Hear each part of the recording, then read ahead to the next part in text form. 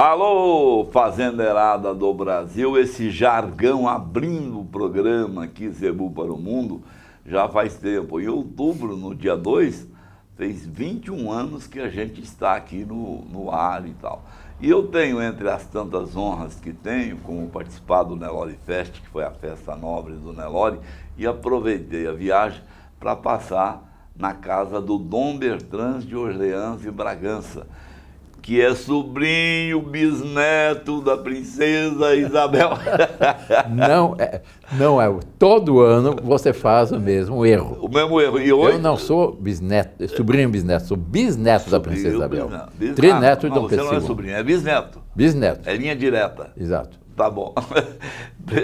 Dom Bertrand, que saudade. E a cada ano, já fazem 8 anos que o Natal aqui no Canal do Boi, aqui na BCZ, aqui na Fazendeirada do Brasil, é do senhor. Todo dia 24 de dezembro, quando não cai no sábado ou no domingo, a gente te convida, vem aqui e grava com você. Primeiro, no seu bom dia, uma reflexão até religiosa, ou até uma reflexão espiritual, vamos dizer assim, né? Concentrados naquilo que é o campo, que é o agronegócio. Somos todos, nós todos acreditamos em Deus. E o senhor, aqui no Paz no Campo, é o nosso orientador nesse sentido. Bom dia e a sua mensagem inicial. A minha mensagem é a mensagem do Paz no Campo. Quando os pastores chegaram à gruta para venerar o nosso divino Salvador, que havia nascido, o que eles ouviam? Os anjos que cantavam glória a Deus nas alturas e paz na alma, no mundo, aos homens de boa vontade. É exatamente isso que nós queremos para o nosso campo. Se houver essa paz que foi aberta para o mundo com a vinda do nosso Redentor, não há o que segure o Brasil. Havendo harmonia, havendo colaboração, havendo a verdadeira fraternidade, porque nós somos todos criaturas de Deus, somos católicos, somos filhos de Deus. Havendo isso, estão criadas condições para um Brasil melhor, para um futuro extraordinário, sabe, para o Brasil. E havendo chuva, né? Que esse ano está bem, havendo chuvas, né? Chuva é coisa que Deus manda, né? É a chuva que Deus manda, todo ano. Esse ano houve um pouco mais de seca, mas agora já temos uma chuvarada bem generosa, graças a Deus. Sua família ali pelo Paraná está satisfeita, né? Todo mundo está satisfeito. Com a agricultura. Todos gostam da chuva. E depois, às vezes, na chuva é uma bênção de Deus. Certo. Dom Bertrand, é talvez... como que a água benta que vem do céu para fertilizar nossas terras, fertilizar nossas plantas, para dar vida. Toda a natureza se transforma. E assim foi o mundo também com a vinda do nosso Salvador. No nascimento do menino Jesus, sob os olhares da Santíssima Virgem e São José. Abriu uma nova era para o mundo. Toda a história do mundo se divide entre antes de Cristo e depois de Cristo. Antes do Natal e depois do Natal. E nós festejamos essa grande data, que é a maior festa da cristandade, a maior festa do Brasil, a maior festa do Brasil, do mundo. O Dom Bertrand é permanentemente, o senhor é, Dom Bertrand, um homem inspirado e fala, argumenta bem sobre tudo. E interessante que o senhor prega essa paz no campo, né? O senhor prega a paz, nós dois estamos aqui numa luta há 8 anos. Nós dois não, desculpa a falta de modéstia. O Dom Bertrand está, eu sou apenas aquele coadjuvante que faz as entrevistas, né? Pautados pelo Nelson Barreto, pelo Hélio Brambila, que são seus assessores mais diretos aqui. Mas, Dom Bertrand, na verdade, quando se trata da vida dura, da realidade, a gente tem que se transformar em pessoas mais sérias, né? Teremos mais dificuldades em 2022 do que tivemos daqui para trás? Não acho. Porque o povo brasileiro acordou. Em 2016, o povo brasileiro sentiu-se agredido, sentiu que estavam usurpando a nossa nação. E o povo brasileiro acordou e bradou o quê? Quero o meu Brasil de volta. E esse Brasil de volta acordou. Não adianta dizer em toda a imprensa, as mídias, as grandes televisões, que a situação do Brasil é trágica, o governo piora, etc. Eu nunca vi na minha vida uma tal falsificação da realidade como está assistindo hoje em dia. Mas, para ver como o Brasil acordou, compare 2 datas. É só comparar. Esse ano, 7 de setembro e 12 de dezembro, e 12 de setembro. Sim. Onde é que havia mais gente? É. E aquilo era o Brasil comemoração. real, o Brasil que queria paz, o Brasil que queria progresso, o Brasil que pedia, quero Deus acima de tudo. É verdade. O nosso presidente venceu a eleição quando ele escolheu como lema Deus, Brasil acima de tudo e Deus acima de todos. acima de tudo. Ele repôs Deus no alto No lugar que todos devemos reconhecer que é nunca dele, devemos né? ter tirado. Se você tira Deus, que usar, o Estado fica Deus. E aí o Estado começa a legislar sobre tudo que bem entende. Então, sobre destrói a família, destrói a propriedade, abala tudo. Se respeita a lei de Deus, que problema haveria? É. Imagine uma cidade, uma região, uma nação que todos respeitem só os 10 mandamentos da lei de Deus. Então, Que problema haveria? é. Seria o que nós rezamos no Pai Nosso todo dia. Uhum. Venha a nosso vosso reino, seja feita a vossa vontade, assim na terra como no céu. Seria fazer desse mundo um céu na terra. Isso que nós queremos para o nosso Brasil, nessas vésperas de Natal. Deixa eu entrar Portanto, em Deus temas nos- que a gente vai poder discutir hoje, como o bicentenário da República, né? Não. Da Independência, desculpa. Estou ruim para voltar no tema. Da Independência do Brasil, o bicentenário. E outra coisa, foi aqui no córrego do Ipiranga, no bairro de São Paulo, né? Sei. Venha comigo, como é que disse o Dom Pedro? Sigam quem for brasileiro, não é isso? Foi uma coisa assim? Não, isso foi na Guerra do Paraguai. Ah, tá. Eu sei que Foi no Grito Ipiranga, foi Independência ou Morte. Quer dizer, quando... A independência ou morte. Dom Bertrand, o senhor tem me uma ajudado coisa. a ativar muito a minha memória, principalmente a memória no que diz respeito à história. Mas há uma coisa que valeria a pena salientar, Rosário, é que a nossa independência foi diferente dos nossos vizinhos hispânicos. Porque a nossa independência foi muito mais uma emancipação, preparada muito antes disso, Dom João VI. Não é verdade. A vinda dele não foi uma fuga, foi uma longa preparação para transferir a capital do mundo luso aqui para o Brasil. E aqui, Dom João VI lançou todos os fundamentos da nossa nacionalidade. Tô certo. Criou o Banco do Brasil, a Biblioteca Pública, a Escola Naval, a Academia Militar, absolutamente tudo. Tudo. O Brasil estava preparado para essa emancipação. E quando ele voltou a Portugal, por causa de uma revolução liberal no Porto, que ameaçava criar uma revolução francesa, uma revolução sangrenta em Portugal, deixou aqui seu filho mais velho, o herdeiro, e deu um último conselho: meu filho, põe esta coroa em tua cabeça antes que o aventureiro faça, mais cedo ou mais tarde o Brasil será independente, seja tu o imperador.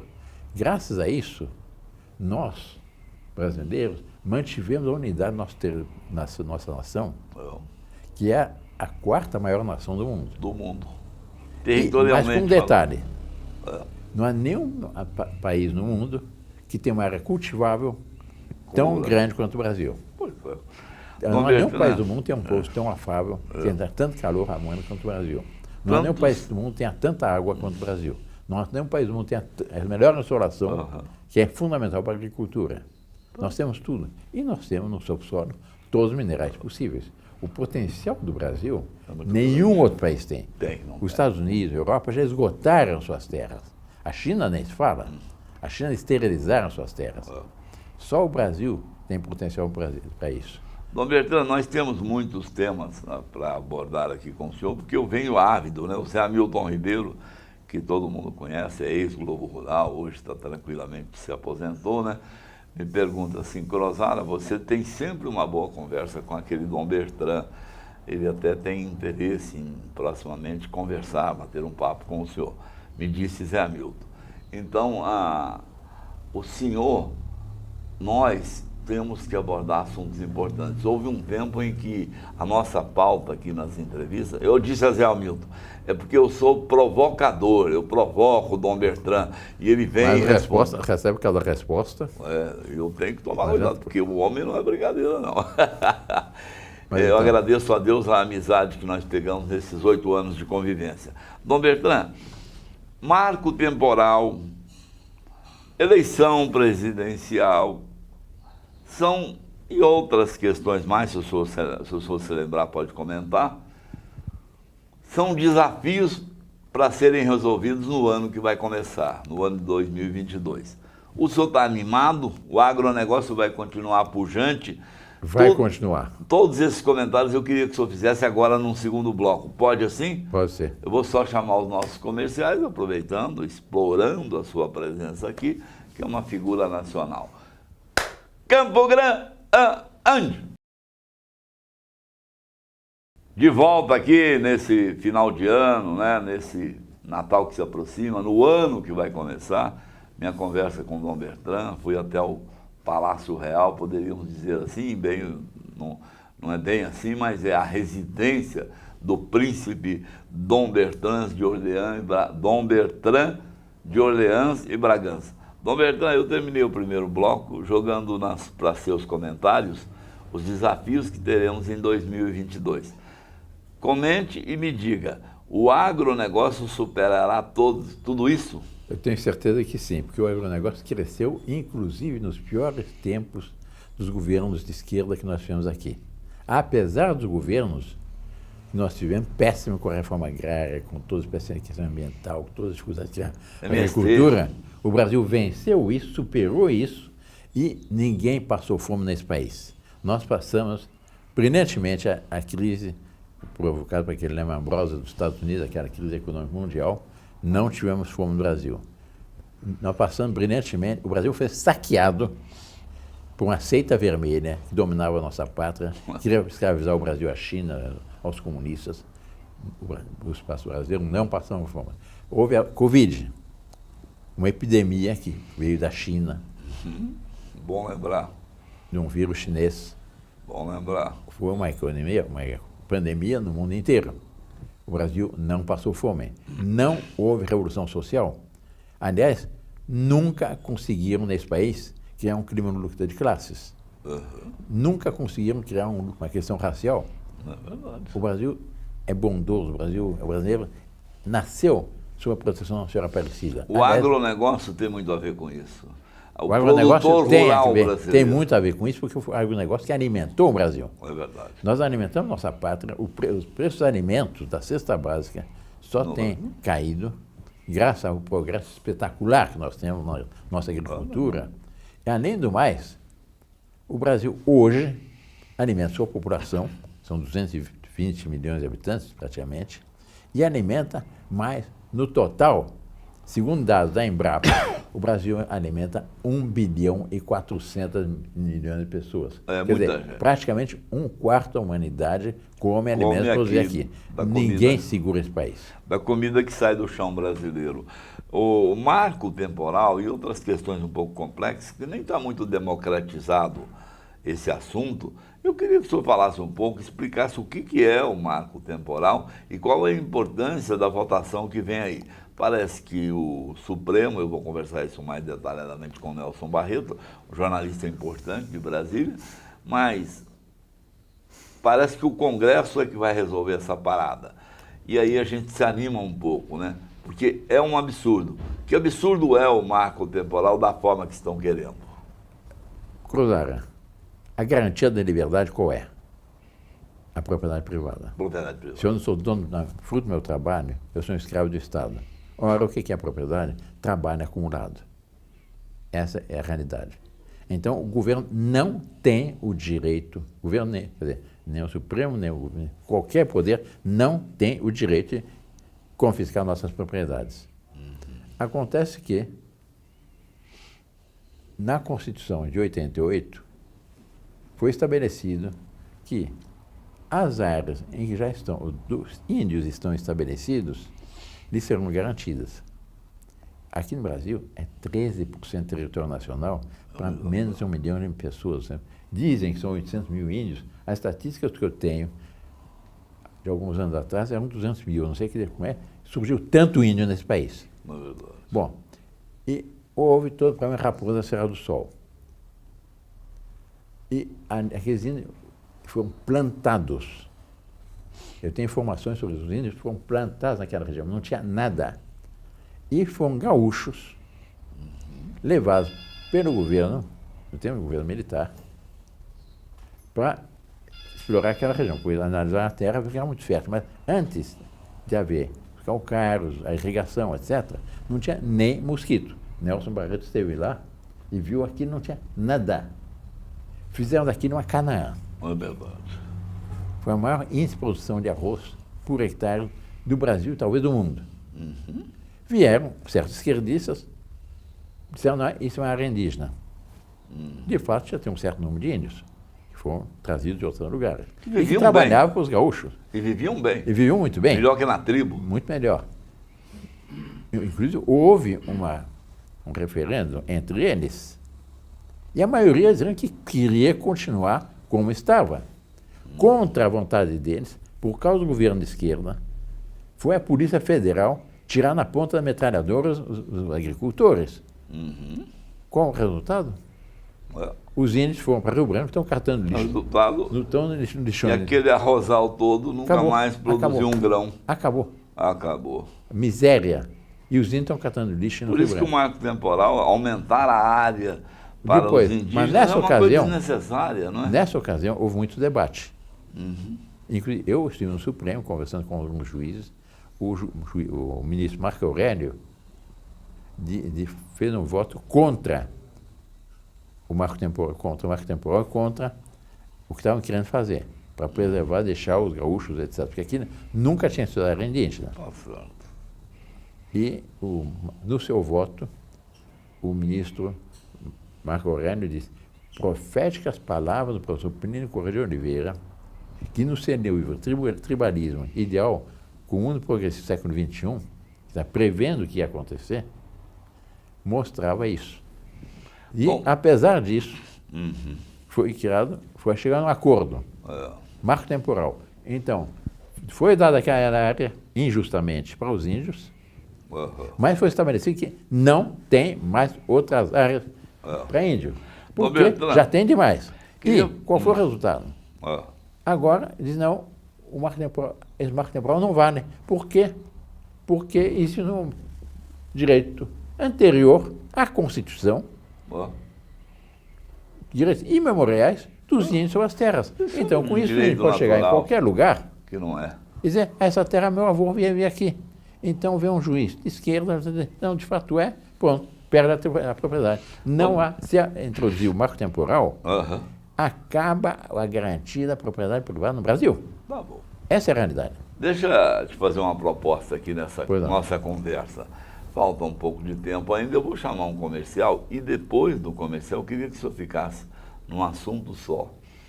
Por que e como vamos partir para esse assunto, eleição no final do ano para presidente da República e outros cargos?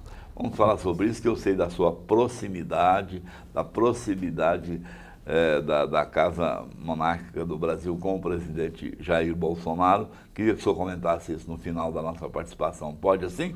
Pode. Então deixa eu chamar aqui Campo Grande.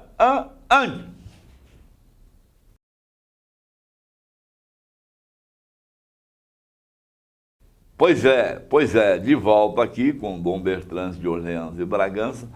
Dom Bertrand, a grande expectativa dessa nossa conversa é para que o senhor fale do atual governo federal e, na sua concepção, não que queiramos forçar ninguém, deve-se votar em Jair Bolsonaro. O senhor fala isso abertamente nas nossas conversas. Falaria também aqui, gravando na televisão? Não tem a menor dúvida. Quer dizer, o que está em jogo na próxima eleição?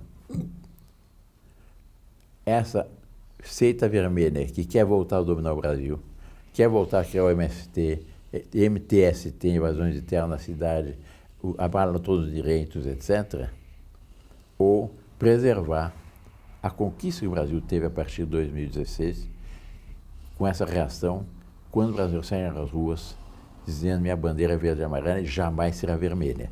E quero o meu Brasil de volta.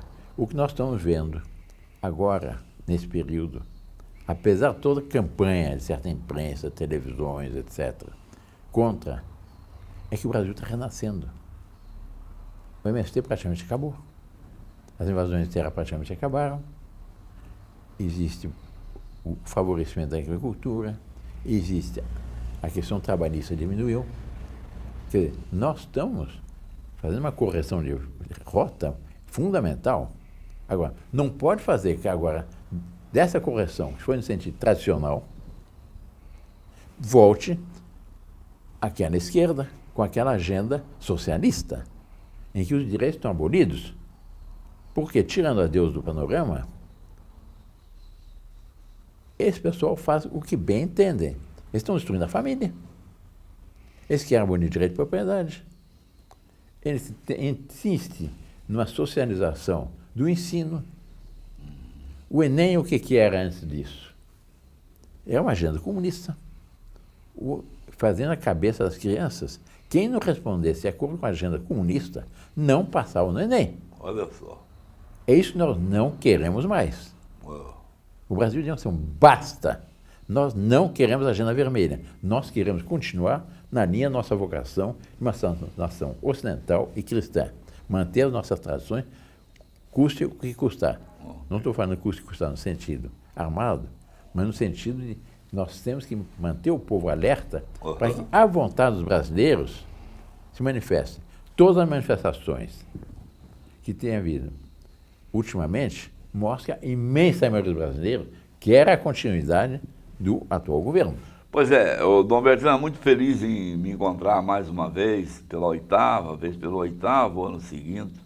O Natal é seu aqui no programa, a gente faz sempre, na véspera do Natal, uma entrevista com você. Segue o janeiro todo com mensagens suas, porque o momento, quando você sai de um ano e entra no outro, é um momento de reflexão. E ninguém melhor do que uma reflexão ecumênica como é a sua, porque o senhor é da Igreja Católica, é o Paz no Campo, é o seu movimento todo, mas o senhor não ataca nenhuma religião, o senhor é uma pessoa que aceita a crença de cada um, respeita a crença de cada um. Muito obrigado por mais essa entrevista, viu, Dom Bertrand?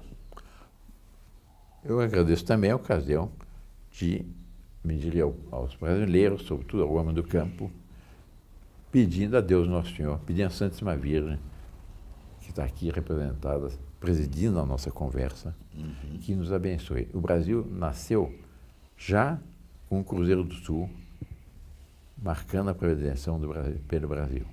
O primeiro ato da nossa história foi uma Santa Missa, em que teve com corpo, sangue, alma e divindade, Deus Nosso Senhor, que havia nascido na Gruta de Belém, humildemente na Gruta de Belém, mas que abriu para o mundo as portas da civilização. Nós fomos ver o que era o mundo antes de Cristo e depois de Cristo. É impressionante. Se for comparar as nações não católicas, não cristãs, com as nações cristãs, a diferença de progresso é fabuloso. Okay. Quer dizer, isso abriu para nós a possibilidade de fazer desse Brasil uma anticâmara do céu. E é isso que nós queremos. Peçamos a Nossa Senhora Aparecida, que foi consagrada, o Brasil foi consagrado a Nossa Senhora Aparecida por Dom Pedro I, logo depois da independência. Sim. Portanto, nós temos uma madrinha no céu. É verdade. Peçamos a ela, que é a mãe do Divino Redentor, que nessa data que se festeja o nascimento do nosso Redentor, que nos abriu as portas do céu, junto com as portas do céu, inclusive nos abriu as portas do progresso no Brasil. Sem isso nós não teríamos. Ser um conjunto de então tá, muito bom. Etc. Isso tudo nós temos, e que Deus Senhor nos abençoe e ajude aos nossos agricultores, que são os verdadeiros heróis, porque resistiram e ainda continuam com paz, com tranquilidade, a sustentar a nossa pátria e a criar as condições para o progresso para o Brasil.